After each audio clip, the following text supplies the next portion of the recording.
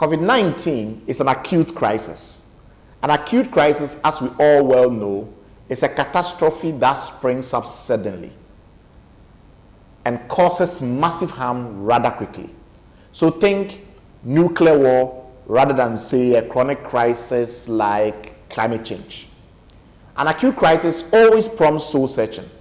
Because it strips away so many things, it forces all of us to question the essentiality of our life's work. My own life's work as a technology systems thinker began more than a decade ago when I saw in a documentary how a counterfeit medicine had poisoned dozens of infants to death within the space of a few days in Nigeria. I resolved then to build technologies that would prevent that kind of thing from ever happening again. Time has shown that I got a bit ahead of myself. Counterfeit medicines like the proverbial poor have always been with us, just like viruses are always with us.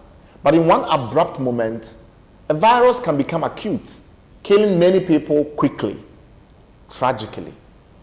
Medicinal counterfeiting, of course, continues to be a chronic crisis. But the day a counterfeiter mistakenly or deliberately laces a popular alcoholic beverage or some other type of beverage with, say, methanol, tens of thousands will die suddenly. Actually, wait, something like that has in fact happened before. In 2014 in Embu in Kenya, someone laced fake beer with methanol and killed dozens. The challenge, therefore, has never been about predicting acute crisis. After all, they keep popping in and out like a bad, repetitive nightmare. The real question is why we seem to always respond so poorly to them. The answer, I think, is quite straightforward. When we think of crisis, we tend to think in terms of categories rather than features. So we say that COVID-19 is unprecedented because this particular pathogen has never infected humans. The truth, however, is that most of the features of this particular crisis are entirely identical to many other historical crises. What we should focus on, therefore, and do a much better job at is tackling the novel yet generic features of any crisis, including this one, to enable us plan better for the next one. Whether a crisis is a hurricane or a zoonotic pathogen or indeed a computer virus, the real insight I've picked up from the current COVID-19 pandemic is to focus on the novel generic features for which we were least prepared. We now know, for instance, that it is not the specifics of ventilator stockpiles that matter most, right? But rather the most generic issue, or rather the very generic issue of supply chain resilience in general. I think even supply chain resilience is a bit too specific.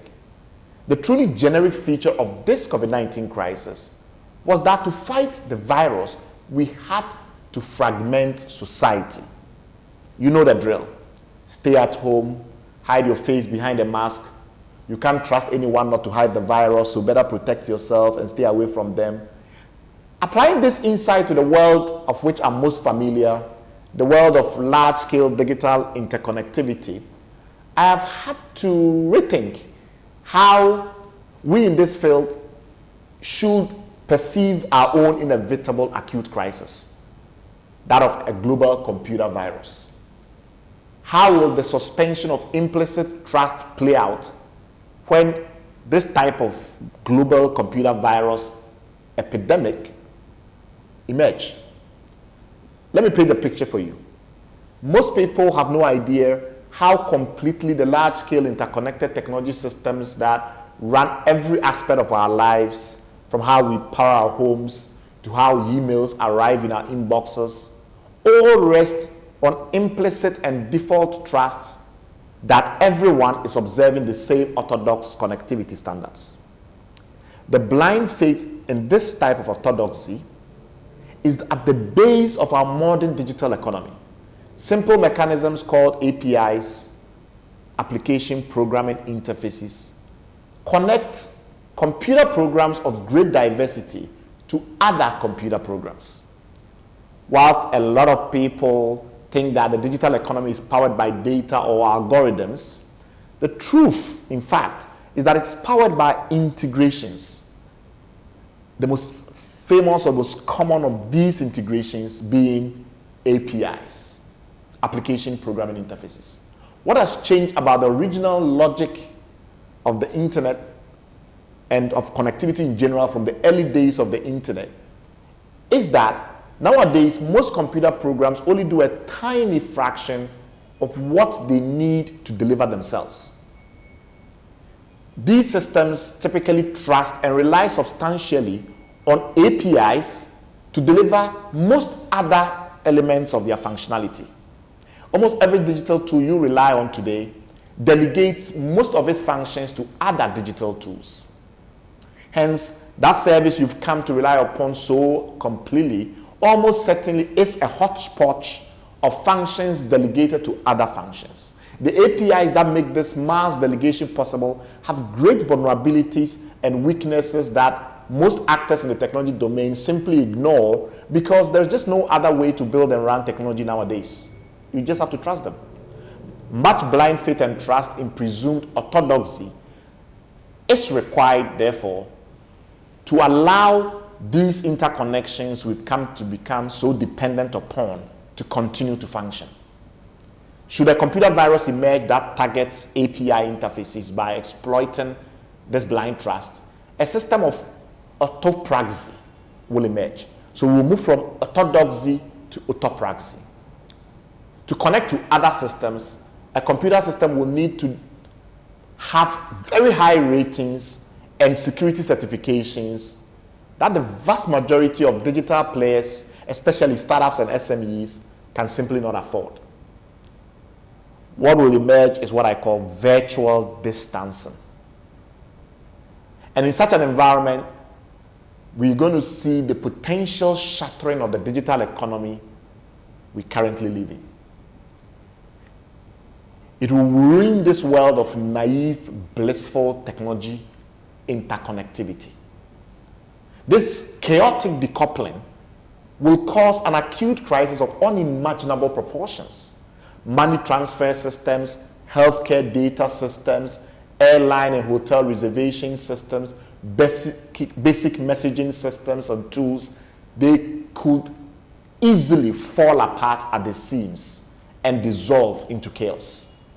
Which leads us to the other lesson we've learned in this crisis. How has the global technology ecosystem prepared itself for this generic feature of the inevitable acute crisis of a global computer virus? We know that the tools available to the International Telecommunication Union, the ITU, and other global technology cooperation bodies or multilateral bodies are far weaker than those that are available to the WHO, which is the World Health Organization. And in the event of an acute crisis, the likes of the ITU are therefore far less empowered than the WHO. All biological viruses and the like follow a template that we understand well, be they DNA or RNA viruses, in fact. So the search for a solution is based on fairly objective logic. Once a virus is isolated in one location, a global body can begin an objective, verifiable process of coordinating the search for cures and vaccines. This is the case for even the fastest mutating viruses, by which I mean biological viruses. A computer virus, on the other hand, is shaped by its interactions with different hosts, and its mutations are driven by human behavior that are infinitely variable, making objective cooperation far harder since everyone's motive can be questioned all the time. You think the squabbles of the origins of the novel coronavirus has been on simile? Well, multiply that 1,000-fold. The ITU will be able to rely much less on national reports of network infections in the way that the WHO can when we are talking about the COVID-19 virus, for instance. Disease humans are, after all, much more obvious than disease networks. What I'm trying to highlight, however, is not that we should empower the ITU to prepare for various categories of a worldwide computer blight. No. What I'm instead saying is that such planning should focus on features such as trust collapse, rather than just the technical nature of computer viruses. Doing so will bring aboard the best ideas from the worlds of sociology, philosophy, history, and public trust management, and not just computer science.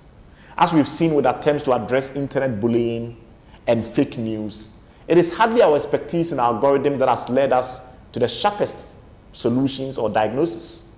It is rather our understanding of human psychology, which is why the number of human moderators in that field, for instance, continue to increase and outpace our reliance on algorithms.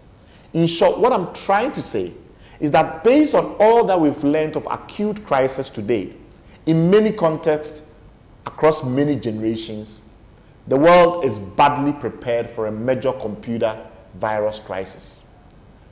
But that is not because we can't anticipate how exactly such a virus will attack our computers, or because we don't have the cybersecurity expertise to tackle it. No. Rather, it's because we are focusing only on the nature of computer viruses and missing the real consequences that will cause the most devastation. A collapse of trust that then compels virtual distancing and fragments networks. Is that novel feature of a potential global computer virus that we should be most worried about. Hopefully, someone in the ITU is paying serious attention.